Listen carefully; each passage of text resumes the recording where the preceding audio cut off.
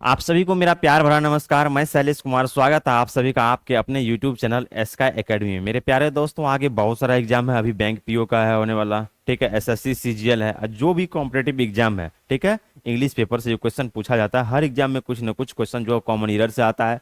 आप लोगों को नाउन चैप्टर से कॉमन ईरर कराया गया है। आज जो है प्रोनाउन का पार्ट जो है फर्स्ट पार्ट लेके आए हैं। इस वीडियो लेक्चर को आप लोग शुरू से अंतिम तक, बिगिनिंग टू एंड, बढ़िया से देखिए।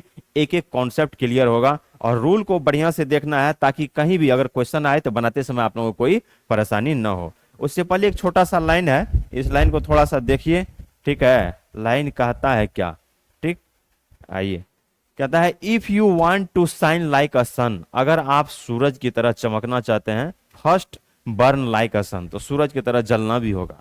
बात सही है, ये संसार कर्म क्षेत्र है, जो जैसा करता है उसको वैसा ही मिलता है।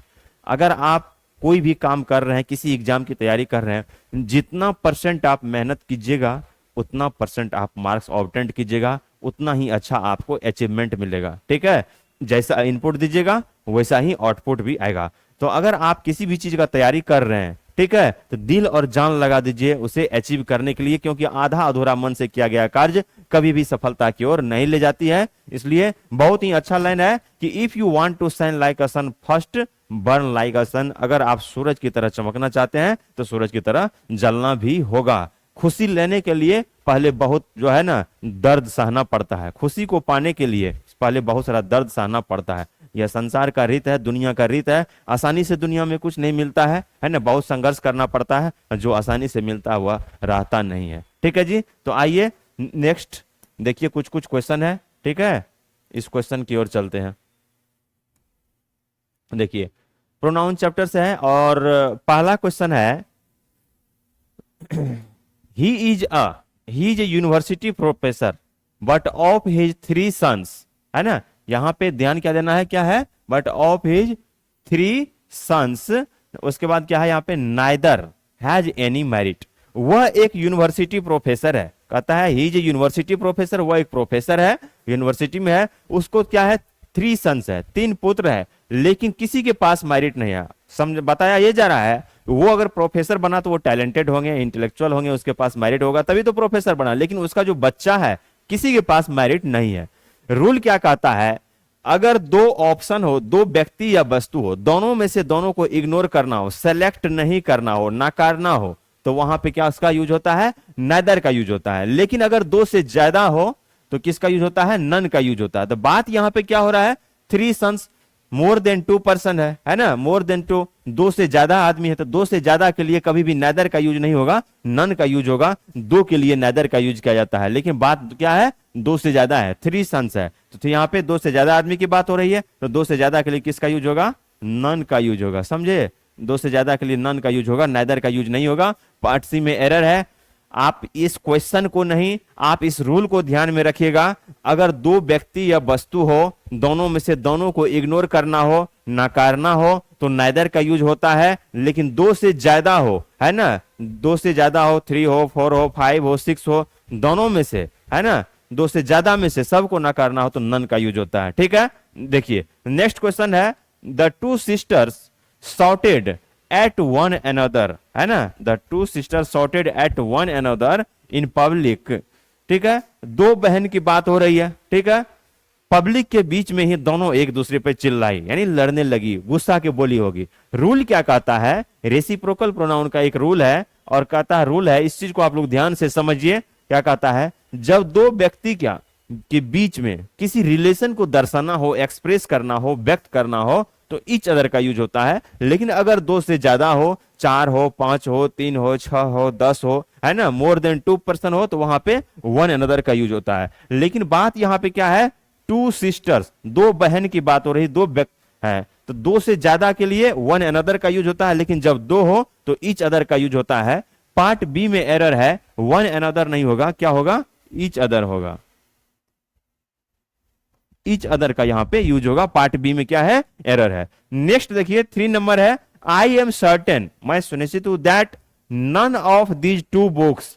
यहां पे देखिए, अब अभी जो रूल बताए उसी रूल पे आधारित है। None of these 2 books is useful. 2 book है, दो बुक में से कोई भी बुक क्या है, यूजफुल नहीं है। बात दो बुक की हो रही है, लेकिन दो बुक में से कोई बुक यूजफुल नहीं है। अभी जस्ट आपको बताए हैं, दो ऑप्शन हो, दो विकल्प हो, बात दो व्यक्ति को हो या दो वस्तु का हो, अगर दोनों में से दोनों को इग्नोर करना हो, नकारना हो, सेलेक्ट नहीं करना हो, तो नेदर का यूज होता है। लेकिन अगर दो से ज्यादा हो तो किसका यूज होता है, नन का यूज होता है। अब यहां पे देखिए क्या कहा जा रहा है कि I am certain that none of these two books, दो बुक की बात हो रही है, ठीक, is useful to the students of the 8th standard. जो 8th स्टैंडर्ड की जो स्टूडेंट है उसमें से दो बुक है, दोनों बुक की बात हो रही है, दोनों में से कोई यूजफुल नहीं है। अभी आपको बताया है दो के लिए नेदर का यूज किया जाता है, दो से ज्यादा के लिए नन का यूज किया जाता है। तो पार्ट ए में एरर है, यहां पे नन नहीं नेदर का यूज होगा, समझे, नन नहीं नेदर का यूज किया जाएगा। थर्ड नंबर क्वेश्चन हो गया। आइए फोर्थ नंबर क्वेश्चन है, she as well as her friends introduce to the chief secretary. वह और उसका जो दोस्त है चीफ सेक्रेटरी के सामने क्या किया, अपने आप को इंट्रोड्यूस किए। अब यहां पे देखिए रिफ्लेक्सिव प्रोनाउन जब पढ़िएगा तो रिफ्लेक्सिव प्रोनाउन का रूल है इंट्रोड्यूस्ड, एवहेल, प्रेजेंट, ठीक है, ये सब कुछ कुछ वर्ड है, इसके साथ क्या होता है, हमेशा रिफ्लेक्सिव प्रोनाउन का यूज किया जाता है। और सी है यहां पे, तो सी क्या है, यहां पे सब्जेक्ट के रूप में यूज किया गया है, फीमेल है। और सी का जो रिफ्लेक्सिव प्रोनाउन क्या होता है, क्या होता है, हर सेल्फ होता है। जैसे आई का माई सेल्फ होता है, वी का आवर सेल्फ होता है, ही का हिम सेल्फ होता है, ठीक है, दे का देम सेल्फ होता है, ठीक है, दे का रिफ्लेक्सिव प्रोनाउन देम सेल्फ होता है, सी का हर सेल्फ होता है, आई का माई सेल्फ होता है, यू का योर सेल्फ भी होता है, योर सेल्फ भी होता है। लेकिन सब्जेक्ट यहां पे सी है और इंट्रोड्यूस्ड है, इंट्रोड्यूस्ड के बाद रिफ्लेक्सिव प्रोनाउन आएगा, ठीक है, इंट्रोड्यूस्ड के बाद क्या होगा, रिफ्लेक्सिव प्रोनाउन आएगा। तो यहां पे क्या है, पार्ट बी में एरर है, सी इंट्रोड्यूस्ड हर सेल्फ हो जाएगा यहां पे, ठीक है, herself, herself, she introduced herself to the chief secretary, part B में एरर है, ठीक है। आइए नेक्स्ट देखिए,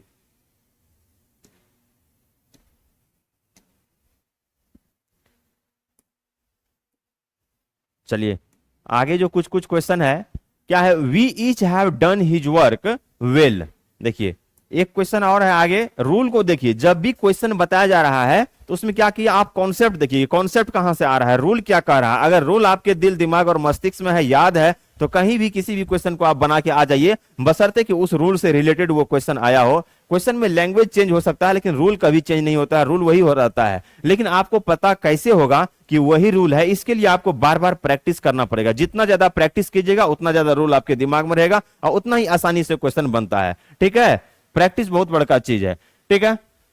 we each have done his work well. अब देखिए वी ईच, यहां पे क्या है, वी है, देखिए ही के साथ जो पॉजिटिव डिटरमिनर आता है ही आता है, सी के साथ हर आता है, यू के साथ योर आता है, और वी के साथ क्या होता है, आवर होता है। क्या होगा, we each have done his work नहीं होगा, क्या होगा, आवर वर्क होगा, समझे, आवर वर्क होगा, ठीक है, आवर वर्क होगा, हिज वर्क का नहीं होगा। ही के साथ हिज का यूज किया जाता है, सी के साथ हर का यूज किया जाता है, दे के साथ देयर आ जाता है, ठीक है। अब यहां पे क्या होगा, we each have done our work होगा, पार्ट सी में एरर है, हिज का यूज यहां पे नहीं होगा। नेक्स्ट है 6 number question, each of the students in the computer class has type their own. देखिए क्या है, ईच ऑफ द स्टूडेंट्स, यहां पे क्या है, ईच ऑफ, इस चीज को ध्यान में रखिए, बहुत बार क्वेश्चन आया है। Each of the students in the computer class has to type their own research paper, ठीक है, दिस सेमेस्टर। क्लास में जितना भी स्टूडेंट है, प्रत्येक स्टूडेंट अपने रिसर्च पेपर के लिए इस सेमेस्टर में खुद से टाइप किया है। अब यहां पे इस चीज को देखिए, जब ईच ऑफ आता है तो ईच ऑफ के बाद आने वाला नाउन क्या होता है, प्लूरल होता है, बिल्कुल सही है, ठीक है। इन द कंप्यूटर क्लास हैज, और उसके बाद वर्ब जो होता है क्या होता है, सिंगुलर होता है। लेकिन ईच ऑफ के साथ है ना, आइदर ऑफ के साथ जो पॉजिटिव डिटरमाइनर आता है क्या आता है, हिज का यूज किया जाता है, देयर का यूज नहीं किया जाता है। तो यहां पे पॉजिटिव डिटरमाइनर जो होगा क्या होगा, हिज होगा। तो each of the students in the computer class has type his on research paper this semester होगा, ठीक है। कहां पे एरर है, पार्ट सी में एरर है, और देयर के जगह पे क्या होगा, हिज का यूज किया जाएगा। इस चीज को आप ध्यान में रखिएगा। अब देखिए 7 नंबर क्वेश्चन क्या कहता है कि one should be honest to his word in all situations, ठीक है। अब वन प्रोनाउन है, तो one should be honest to his word, one के साथ जो पॉजिटिव डिटरमाइनर आता है क्या होता है, वंस का यूज किया जाता है ना, वंस, ONE, और उसके बाद ए पोस्टल।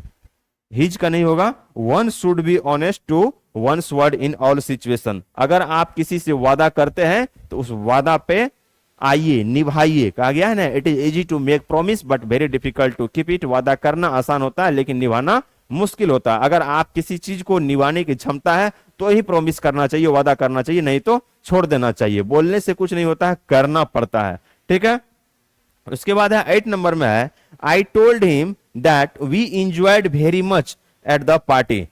ठीक है, I told him, we enjoyed, अब यहां पे क्या है, इंजॉयड है, very much at the party अभी बताए थे, इंजॉयड है, एवहेल है, प्रेजेंट है, एब्सेंट है, इसके साथ क्या होता है, रिफ्लेक्सिव प्रोनाउन का यूज किया जाता है। ठीक है, I told him we enjoyed है ना, तो यहां पे वी इंजॉयड है तो इसके साथ क्या होगा, वी का जो रिफ्लेक्सिव प्रोनाउन क्या होगा यहां पे, आवर सेल्व्स।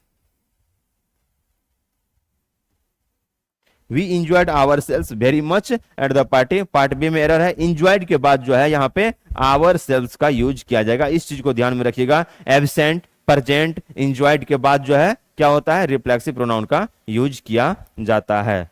ठीक है, नेक्स्ट देखिए, 2 क्वेश्चन और है, क्या है, 9 नंबर क्वेश्चन है, she as well as her friend bought for, क्या है, ठीक है, she as well as her friend, she as well as her friend bought four, क्या है, 4 फ्रॉक्स है। ध्यान से देखिए, इस चीज को ध्यान से देखिए, bought 4 frocks but neither is red.